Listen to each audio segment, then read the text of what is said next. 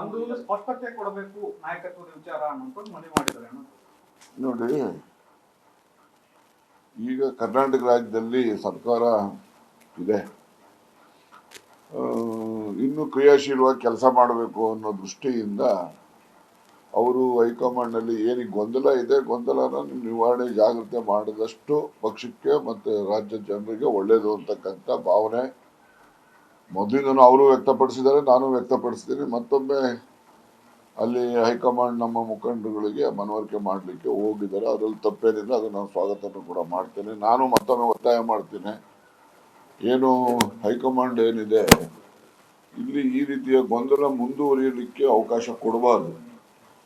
ಎಷ್ಟು ದಿವಸ ಗೊಂದಲ ಮುಂದುವರಿಯುತ್ತೆ, it is very detrimental for the party as well as the governance. So for that reason ಅದನ್ನ ಗೊಂದಲ ನಿವಾರಣೆ ಮಾಡಿ ಅಂತಕ್ಕಂಥ ಒತ್ತಾಯ ಮೊದಲಿಂದ ನಾನು ಮಾಡ್ತೀನಿ. ಇವತ್ತು ಮತ್ತೊಮ್ಮೆ ಹೈಕಮಾಂಡ್ ನಲ್ಲಿ ಇರ್ತಕ್ಕಂಥ ನಮ್ಮ ನಾಯಕರುಗಳಿಗೆ ನಾನು ಒತ್ತಾಯ ಮಾಡ್ತಾ ಇದ್ದೇನೆ. ನಾನು ಕೂಡ ದೆಹಲಿಗೆ 4ರ ನಂತರ ಹೋಗ್ತೀನಿ. ಶಾಸಕರೆಲ್ಲರೂ ಕೂಡ ಒಪ್ಕೊಳ್ಳೋ ಒತ್ತಾಯ ಇದೆ, ಒಂದು ಸ್ಪಷ್ಟತೆ ಬೇಕು ಮುಂದಿನ ಚುನಾವಣೆ ದೃಷ್ಟಿಯಿಂದ. ಆದ್ರೆ ಹೈಕಮಾಂಡ್ ಇದ್ರ ಬಗ್ಗೆ ತಲೆನೇ ಕೆಡಿಸ್ಕೊಟ್ಟಿಲ್ವಲ್ಲ ಸರ್? ಅವರು ಕೂಡ they are at it. Only thing is ಇವೆಲ್ಲ ಬಂದ್ವಲ್ಲ, ಎಲೆಕ್ಷನ್ಸ್ಗಳು ಅವು ಇವೆಲ್ಲ ಬಂದಿದ್ದಾವೆ, ಆ ಕಡೆ ಬ್ಯುಸಿ ಇರ್ತಾರೆ. ಇದು ಆತುರದಲ್ಲಿ ತೀರ್ಮಾನ ಮಾಡುವಂಥದ್ದಲ್ಲ. ಇದು ಒಂದು ಮಾನಸಿಕ ಸ್ಥಿರತೆ ಇಟ್ಕೊಂಡು ಸರಿಯಾಗಿ ತೀರ್ಮಾನ ಮಾಡಬೇಕಾಗಿದೆ. ಇದು ಕರ್ನಾಟಕ ರಾಜ್ಯದ ಜನರ ಭವಿಷ್ಯ ಇದರಲ್ಲಿ ಅಡಗಿರುತ್ತದೆ, ಪಕ್ಷದ ಭವಿಷ್ಯನೂ ಕೂಡ ಅಡಗಿದೆ. ಆ ದೃಷ್ಟಿಯಿಂದ ಅವರು ಒಂದು ನಿಧಾನವಾಗಿ ವಿಚಾರ ಮಾಡಿ ಮಾಡ್ತಾರೆ ಅಂತಕ್ಕಂಥದ್ದು ಒಂದು ಸೂಕ್ತವಾದಂಥ ನಿರ್ಧಾರ, ಜನತೆಗೆ ಪಕ್ಷಕ್ಕೆ ಅನುಕೂಲ ಆಗ್ತಕ್ಕಂಥದ್ದು ಮಾಡ್ತಾರೆ ಅಂತಕ್ಕಂಥ ವಿಶ್ವಾಸ ಇದೆ.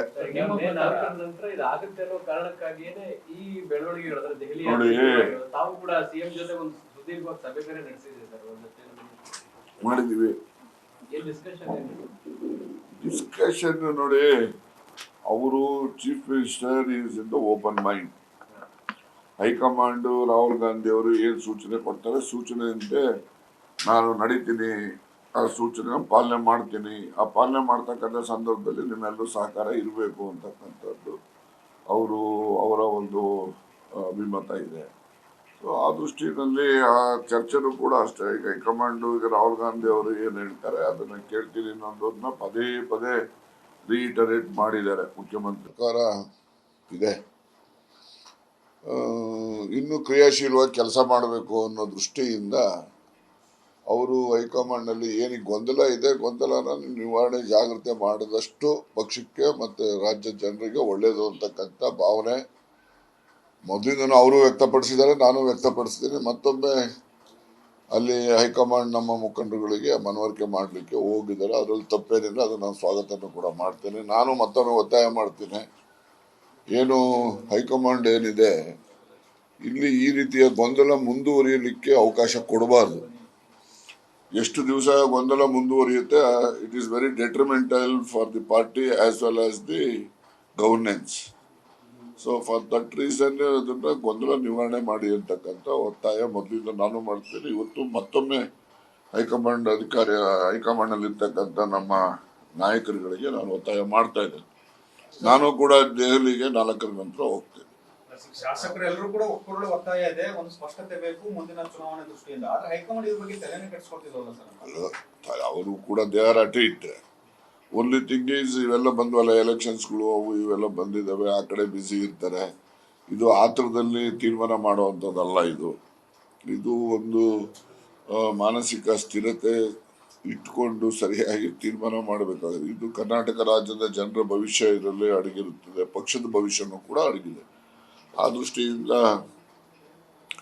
ಅವರು ಒಂದು ನಿಧಾನವಾಗಿ ವಿಚಾರ ಮಾಡಿ ಮಾಡ್ತಾರೆ ಅಂತಕ್ಕಂಥದ್ದು ಒಂದು ಸೂಕ್ತವಾದಂಥ ನಿರ್ಧಾರ, ಜನತೆಗೆ ಪಕ್ಷಕ್ಕೆ ಅನುಕೂಲ ಆಗ್ತಕ್ಕಂಥದ್ದು ಮಾಡ್ತಾರೆ ಅಂತಕ್ಕಂಥ ವಿಶ್ವಾಸ ಇದೆ. ನೋಡಿ, ಮಾಡಿದೀವಿ ಡಿಸ್ಕಷನ್. ನೋಡಿ, ಅವರು chief minister is in the open mind. High command Rahul Gandhi ಅವರು ಏನು ಸೂಚನೆ ಕೊಡ್ತಾರೆ, ಸೂಚನೆಯಂತೆ ನಾನು ನಡೀತೀನಿ, ಆ ಸೂಚನೆ ಪಾಲನೆ ಮಾಡ್ತೀನಿ. ಆ ಪಾಲನೆ ಮಾಡ್ತಕ್ಕಂಥ ಸಂದರ್ಭದಲ್ಲಿ ನಿಮ್ಮೆಲ್ಲರೂ ಸಹಕಾರ ಇರಬೇಕು ಅಂತಕ್ಕಂಥದ್ದು ಅವರ ಒಂದು ಅಭಿಮತ ಇದೆ. ಸೊ ಆ ದೃಷ್ಟಿನಲ್ಲಿ ಆ ಚರ್ಚೆನೂ ಕೂಡ ಅಷ್ಟೇ. ಈಗ ಹೈಕಮಾಂಡ್ ಈಗ ರಾಹುಲ್ ಗಾಂಧಿ ಅವರು ಏನು ಹೇಳ್ತಾರೆ ಅದನ್ನ ಕೇಳ್ತೀನಿ ಅನ್ನೋದನ್ನ ಪದೇ ಪದೇ ರೀಟರೇಟ್ ಮಾಡಿದ್ದಾರೆ ಮುಖ್ಯಮಂತ್ರಿಗಳು ಕೂಡ. ಅವರು ಎಲ್ರಿಗೂ ಹೇಳಿದ್ದು ಏನ್ ತೀರ್ಮಾನ ಕೊಡ್ತಾರೆ ತೀರ್ಮಾನದಂತೆ ನಾವೆಲ್ಲ ನಡ್ಕೊಂಡು ಹೋಗೋಣಪ್ಪ ಅಂತಕ್ಕಂಥ ಸಲಹೆ ಅವರು ಕೂಡ ಮಾಡಿದ್ದಾರೆ. ಅದಕ್ಕೆ ಎಲ್ಲ ಸಚಿವರು ಕೂಡ ಒಪ್ಪಿದ್ದಾರೆ. ಯಾವುದಕ್ಕೆ ನೋಡಿ, ಆಲ್ ಪಾಲಿಟಿಷಿಯನ್ಸ್ ಯಾರಿಗೇನು ಅಧಿಕಾರ ಅಂತಕ್ಕಂಥದ್ದು ಅದು ಶಾಶ್ವತವಾದಂಥದ್ದಲ್ಲ. ಅಧಿಕಾರ ಕಳ್ಕೊಂಡವರು ಗಳಿಸ್ತಾರೆ, ಗಳಿಸಿರ್ತಕ್ಕಂಥವ್ರು ಉಳಿಸ್ಕೊಂಡು ಹೋಗೋದಕ್ಕೆ ಪ್ರಯತ್ನ ಮಾಡ್ತಾರೆ. ಇದೆಲ್ಲ ಪ್ರಕ್ರಿಯೆ ನಿರಂತರವಾಗಿ ನಡೆಯುವಂಥದ್ದು. ಅವರು ಚೀಫ್ ಮಿನಿಸ್ಟರ್ ಮನಸ್ಥಿತಿ, ಹೈಕಮಾಂಡ್ಸ್ ಏನು ರಾಹುಲ್ ಗಾಂಧಿ ಅವರು ಏನು ನಿರ್ದೇಶನ ಕೊಡ್ತಾರೆ ನಿರ್ದೇಶನದಂತೆ ಅಧಿಕಾರ ತ್ಯಾಗ ಮಾಡೋಕ್ಕೂ ಸಿದ್ಧ ಇದ್ದಾರೆ, ಮತ್ತೆ ಅಧಿಕಾರದಲ್ಲಿ ಮುಂದುವರಿಯೋಕ್ಕೂ ಸಿದ್ಧ ಇದ್ದಾರೆ. ಅವ್ರ ತೀರ್ಮಾನದಂತೆ ಹೋಗ್ತಾರೆ. ಯಾವುದು ಸಿದ್ದರಾಮಯ್ಯ ಅದು ಹೈಕಮಾಂಡ್ ನಲ್ಲಿ ತೀರ್ಮಾನ ಮಾಡುವಂತ ವಿಚಾರ. ನಮ್ಮೆಲ್ಲರೂ ಒತ್ತಾಯ ನಾವೇನೇನು ಹೇಳ್ಬೇಕು ಅಂತ ಇದೆ ನಾವೆಲ್ಲ ಹೇಳಿದ್ದೇವೆ, ಗೊತ್ತಾಯ್ತಾ. ಅಂತಿಮವಾಗಿ ಅವ್ರಿಗೆ ಬಿಟ್ಟಿದ್ದೇವೆ. ನಾನು ಸಚಿವ ಆಗ್ಬೇಕು ಅಂತಕ್ಕಂಥ ಅಪೇಕ್ಷೆನೆ ಬಿಟ್ಬಿಟ್ಟಿದ್ದೀನಿ. ನನಗೆ ಯಾಕೆ ಅದನ್ನ ಹೇಳ್ತೀನಿ. ಬದಲಾವಣೆ ಆಗಿದ್ದಾರೆ, ಅಹಿಂದ ನಾಯಕರ ಒಂದು ಪ್ಲೇಸ್ಮೆಂಟ್ ಕರೆಕ್ಟ್ ಆಗಿ ಆಗ್ಬೇಕಾಗುತ್ತೆ, ಇಲ್ಲ ಅಂದ್ರೆ ಪಕ್ಷದ ಡ್ಯಾಮೇಜ್ ಆಗೇ ಆಗುತ್ತೆ. ಅಂದ್ರೆ ಕೆಪಿಸಿ ಇರ್ಬೋದು ಅಥವಾ ಸಚಿವ ಸ್ಥಾನ ಇರ್ಬೋದು, ಅಹಿಂದ ನಾಯಕರ ಪ್ಲೇಸ್ಮೆಂಟ್ ಕರೆಕ್ಟ್ ಮಾಡದೆ ಹೋದ್ರೆ ಅದು ಪಕ್ಷಕ್ಕೆ ನಿಜಕ್ಕೂ ಒಂದು ಡ್ಯಾಮೇಜ್ ಆಗುತ್ತೆ. ಸಿದ್ದರಾಮಯ್ಯ ಅವರು ಇಲ್ಲದೆ ಇದ್ದಂತ ನೋಡ್ರಿ, ಮುಂದಿನ ಚುನಾವಣೆ ಏನಿದೆಯಲ್ಲ ಇನ್ನೂ 2 ವರ್ಷ ಇದ್ದಾವೆ. 2 ವರ್ಷದ ಚುನಾವಣೆ ಫಲಿತಾಂಶದ ಬಗ್ಗೆ ಈಗೇನೆ ನಾವು ಯಾವ್ದು ರೀತಿ ಆಗಬಹುದು ಅಂತಕ್ಕಂಥದ್ದು. ಯಾಕೆಂದ್ರೆ politics it is A fast changing instrument in the earth. ಈಗ 1 ನಿಮಿಷಕ್ಕೆ ಏನ್ ಬೇಕಾದ್ರೂ ಆಗ್ಬೋದು, ಗೊತ್ತಾಯ್ತಾ. ಅದರಿಂದ ರಾಜಕಾರಣದಲ್ಲಿ ಬಹಳಷ್ಟು ಸಮಯ ಇದೆ, ಇನ್ನು ನೀರು ಬಹಳಷ್ಟು ಹರಿಬೇಕಾದಂತ ದೂರನೂ ಇದೆ. ಅದರಿಂದ ಆಗ ಏನೇನಾಗ್ತವೆ ಅಂತೇಳಿ ಈಗಲೇ ನಾವು ಪ್ರಿಡಿಕ್ಷನ್ ಮಾಡ್ಲಿಕ್ಕೆ ಆಗೋದಿಲ್ಲ. ಕೆಲವು ಸಚಿವರು ನಿಷ್ಕ್ರಿಯ ಆಗಿದ್ದಾರೆ, ಶಾಸಕರು ಕೂಡ. ಯಾರು ಹೇಳಿದ್ರು ನಿಷ್ಕ್ರಿಯ ಅಂತ? ಬಹಳ ಆಕ್ಟಿವ್ ಇದಾರ್ರಿ.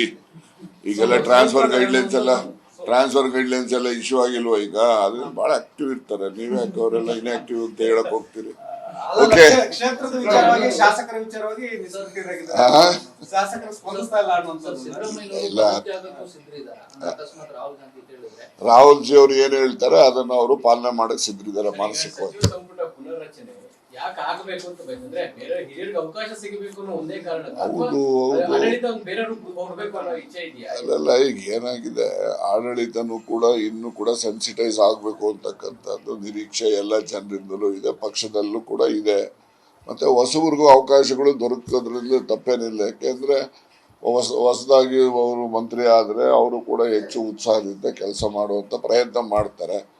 ಸೊ ಹೀಗಾಗಿ ಅವ್ರಿಗೂ ಒಂದು ಅವಕಾಶದಿಂದ ಹಿನ್ನಡೆ ಆಗಬಾರ್ದು, ಅವ್ರಿಗೂ ಕೂಡ ದೊರಕಲಿ ಅಂತಕ್ಕಂಥ ಅಭಿಮತ ನಂದು. ಸರ್ಕಾರ ಬಂದಾಗೆಲ್ಲ ನಾವೇ ಒಂದು ಪಟ್ಟಿ ಮಾಡ್ಬಿಡು 20 ಜನ ಇವರೇ ಮಿನಿಸ್ಟರ್ ಆಗ್ಬಿಡ್ತಾರೆ ಅಂತ ಆ ಪರಿಸ್ಥಿತಿ ಇದೆ ಕಾಂಗ್ರೆಸ್ ಅಲ್ಲಿ ಇದೆ ಕಡ್ರೆ. ಅವೆಲ್ಲ ಬೇರೆ ಬೇರೆ ಕಾರಣಗಳಿರ್ತವೆ, ಯಾಕಿದೆ ಅವೆಲ್ಲ ಅನ್ನೋದು ನಾನು ಹೇಳಕ್ ಹೋಗೋದಿಲ್ಲ. ಅವೆಲ್ಲ ಪರಿಸ್ಥಿತಿಗಳು ಯಾಕೆ ಆ ತರ ಬರ್ತವೆ ಅಂತ ಹೇಳಿ ನಿಮಿಷ ಅದು ಯಾಕೆ ಬರ್ತದೆ ಅಂತಕ್ಕಂಥದ್ದು ಅದು ಎಲ್ಲರಿಗೂ ಗೊತ್ತಿರೋ ಅಂಥದ್ದು. ಅವೆಲ್ಲ ಬಹಳಷ್ಟು ಹೇಳಕ್ ಆಗೋದಿಲ್ಲ. ಈಗ ಸುಮ್ಮನೆ ಅವೆಲ್ಲ ಹೇಳಬಾರ್ದು. ಈಗ ಸ್ವಲ್ಪ ಹೊಸವರು ಸಿಕ್ಲಿ ಅಂತ ನನ್ನ ಅಪೇಕ್ಷೆ. ಮೀಟಿಂಗ್ ಇದೆ.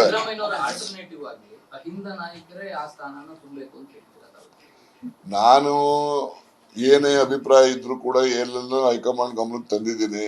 ಅಂತಿಮವಾಗಿ ರಾಹುಲ್ ಜಿ ಅವರು ಏನ್ ತೀರ್ಮಾನ ಮಾಡ್ತಾರೆ.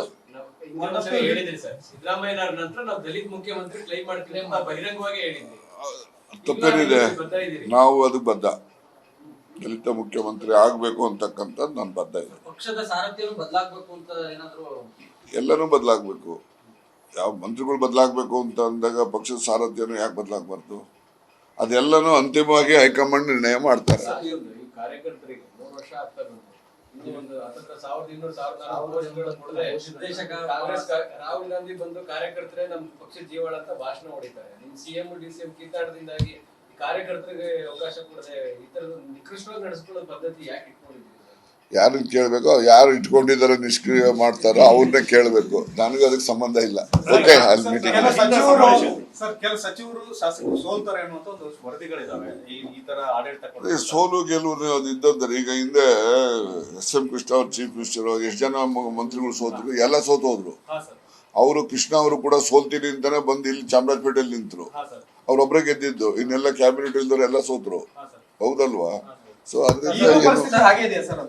ಇದೆ ಅಂತ ನಾನು ಹೇಳಿದ್ನಲ್ರಿ, ಯಾವುದೇ ರಾಜಕಾರಣದ ದಿಕ್ಸೂಚಿಯನ್ನ ಆಗ್ಲಿ ಮತ್ತೊಂದಾಗ್ಲಿ ಹೇಳ್ತಕ್ಕಂಥದ್ದಕ್ಕೆ ಇನ್ನು ಕಾಲ ಪಕ್ವವಾಗಿಲ್ಲ. ಸರ್, ಈಗ ಸರ್ ಲಾಸ್ಟ್ ಒಂದು ಕ್ವಶನ್ ಸರ್. ಮೊನ್ನೆ ಸತೀಶ್ ಜಾರಕಿಹೊಳಿ ಅವ್ರು ಮಾತು ಹೇಳಿದ್ರು, ನಮ್ದೇ ಸರ್ಕಾರ ಇದ್ರು ಕೂಡ ಅಹಿಂದ ವರ್ಗ ಕೊಟ್ಟಿರೋ ಭರವಸೆ ಈಡೇರ್ಸಕ್ ಆಗ್ತಾ ಇಲ್ಲ, ಅಹಿಂದ ವರ್ಗದವರೇ ತೊಡಕಾಗ್ತಾ ಇದ್ದಾರೆ ಅಂತ ಹೇಳಿದ್ದಾರೆ. ನೋಡ್ರಿ, ಅಹಿಂದ ವರ್ಗಗಳು ಏನೆಲ್ಲ ನಾವು ನಿರೀಕ್ಷೆ ಮಾಡಿದ್ದು ಈ ಸರ್ಕಾರದಲ್ಲಿ ಅದು ನಮಗೆ ಫಲಪ್ರದ ಆಗಿಲ್ಲ ಅಂತಕ್ಕಂಥದ್ದು ಅಹಿಂದ ವರ್ಗಗಳ ಭಾವನೆ ಇದೆ. ಅದು ನಂದು ಕೂಡ ಸಾಮಾನ್ಯ. ಯಾರು ಹಂಗಾರೆ ಖುಷಿಯಾಗಿದೆ ಸರ್? ಅಲ್ಪಸಂಖ್ಯಾತರು ಬಂದು ಓಪನ್ ಆಗಿ ಹೇಳ್ತಾರೆ ಸರ್ಕಾರ ನಮಗೂ ಏನೂ ಆಗ್ಲಿಲ್ಲ ಅಂತ. ನಾನು ನಿಮ್ಗೆ ನೋಡಪ್ಪ, ನೀವೊಂದು ಕೆಲಸ ಮಾಡಿ, ನೀವು ಪ್ರಚಾರ ಮಾಡಕ್ಕೆ 13-18 ಸಿದ್ದರಾಮಯ್ಯ, 23-28 ಸಿದ್ದರಾಮಯ್ಯ, ಅಥವಾ 23ರಿಂದ ಇಲ್ಲಿನವರೆಗೂ ಸಿದ್ದರಾಮಯ್ಯ, ಅಜಗಜಾಂತರ ವ್ಯತ್ಯಾಸ ಇದೆ. ಅದು ಜನ ಅದನ್ನ ಹೇಳ್ತಾರೆ ಅಷ್ಟೇ. ನಡೀರಿ. Okay, thank you.